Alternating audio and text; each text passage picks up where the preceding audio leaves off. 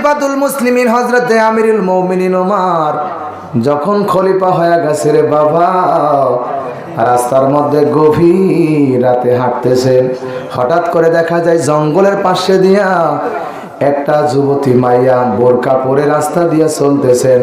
হযরত ওমর তার সামনে দাঁড়ায় গেছে, ডাক দেয়, যুবতী এই গভীর রাতে তুমি একা একা চলাফেরা করো, তোমার কি দিলের মধ্যে ভয় লাগে না যে মদিনার কোন যুবক তোমার সতীত্ব নষ্ট করতে পারে?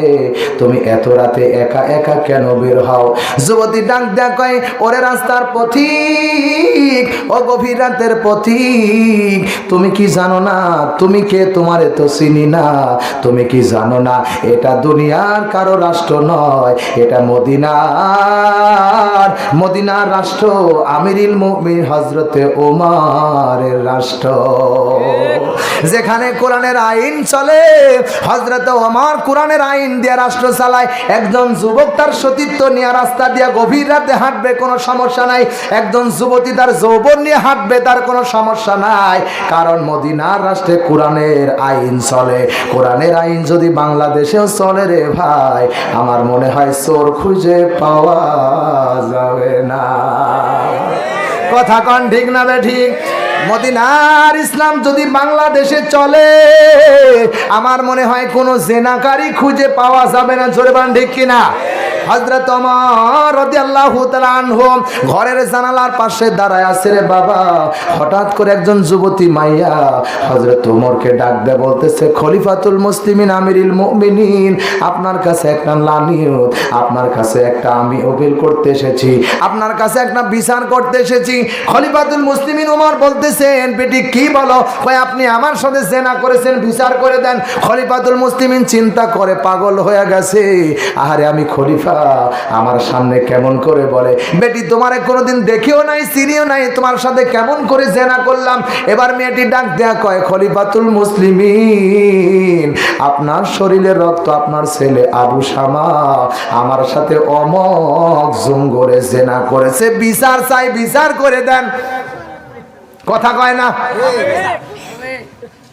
খলিফাতুল মুসলিমিন ডাক দেয়া কয়, বেটি সত্যি কি? বলে হ্যাঁ, আপনার ছেলে আবু শামা আমার সাথে জেনা করেছে, জেনার বিচার করে দেন। জেনার বিচার কোরআনে আছে না নাই? বিবাহিত হলে বুক পর্যন্ত গাইরা দূর থেকে পাথর মাইরা শেষ করো, আর অবিবাহিত হলে 100টা বেতাঘাত করো। একটা যুবকের যদি বিচার হতো রে ভাই, 14 ফেব্রুয়ারি এত যুবতীর ইজ্জত হারাতো না। কথা কন ঠিক না বেঠে? সোনার ভাইরা আমার, এই যুবক ভাইরা, একটা কথা পরিষ্কার করে বলি, 14 ফেব্রুয়ারি পালন করো, কোনো অসুবিধা নাই, তবে এইটা কিন্তু ইহুদি খ্রিস্টানদের কালচার। যদি ভালোবাসতেই হয়, তোমাকে ভালোবাসে, গার্লফ্রেন্ডকে ভালোবাসবা না, মাকে ভালোবাসবা, বাবাকে ভালোবাসবা, বউকে ভালোবাসবা, সন্তানকে ভালোবাসবা, স্ত্রীকে ভালোবাসবা, দাদিকে ভালোবাসবা, দাদাকে ভালোবাসবা। এই ভালোবাসার মধ্যে কমতি নাই আমার ভাইরা। কিন্তু একটা কথা পরিষ্কার, 14 ফেব্রুয়ারি দিন গার্লফ্রেন্ড নিয়ে যদি ভালোবাসা দেখাইতে যাও, যৌবনের পাওয়ার যদি একবার বেড়ে যায় রে ভাই, আর যদি যৌবনটা নষ্ট হয়ে যায়, আমার ভাইরা, টাকা হারায় গেলে পাওয়া যাবে, সম্পদ হারায় গেলে পাওয়া যাবে, আমার বন্ধুগণ, আমার ভাইরা, জমির দলিল হারায় গেলে পাওয়া যাবে, এবং সার্টিফিকেট কাগজ হারায় গেলে পাওয়া যাবে, পাসপোর্ট হারায় গেলে পাওয়া যাবে। চরিত্র নামের সম্পদ যদি একবার হারায়া যায়, কিয়ামত পর্যন্ত আর খুঁজে পাবা না। জোরে কান ঠিক কিনা? চরিত্র সবচাইতে বড় পাওয়ারফুল একটা চরিত্র, সবচাইতে বড় মজার জিনিস। চরিত্র যার আছে তার সব আছে, চরিত্র যার না আছে বকাটি। কথা কান ঠিক কিনা? হযরত ওমর রাদিয়াল্লাহু তাআলা আনহুর সামনে মেয়েটি ডাক দেয়া কয়, খলিফাতুল মুসলিমিন বিচার করে দেন। নবীর সাহাবী হযরতে আমিরুল মুমিনিন ওমর ঘরের ভিতরে প্রবেশ করে দেখেন আবু শামা খাবার খাচ্ছেন। আবু শামাকে ডাক দেয়া কয়, আবু শামা রে, এই মহিলাটা কি বলছে?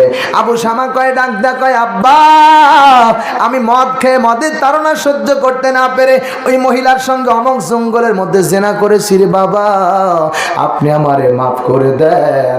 হযরত ওমর ডাক দেয়া কয়, বেটা সন্তান রে, তুই আমার সন্তান, আর আমি হলাম মদিনা মদিনার রাষ্ট্রের প্রেসিডেন্ট, শুধু প্রেসিডেন্টই নয়, আমার নাম ওমর ফারুক। ফারুক শব্দের অর্থ হলো ন্যায় আর অন্যায়ের মধ্যে পার্থক্য করার নামই তো আমার। জোরে কোন ঠিক কিনা? তুই অন্যায় করেছিস, খেয়ে নে। হযরত আবু শামা আর খাওয়া হয় না। স্ত্রী ডাক দিয়া কয়, পানের স্বামী গো, আপনি মদিনার খলিফা, মুসলিমিন রাষ্ট্রের প্রধান, আপনি যদি কারো সামনে বলেন আমার ছেলের বিচার হবে না, মদিনার রাষ্ট্রের এমন কোনো মানুষের ক্ষমতা নাই আপনার ছেলের বিচার করতে পারে। হযরত ওমর একবার কোরআনের দিকে তাকায়, আল্লাহ বলেন, ইন্না আনজালনা ইলাইকাল কিতাবা বিল হাক্কি লিতাহকুমা বাইনান নাসি বিমা আরাকাল্লাহ।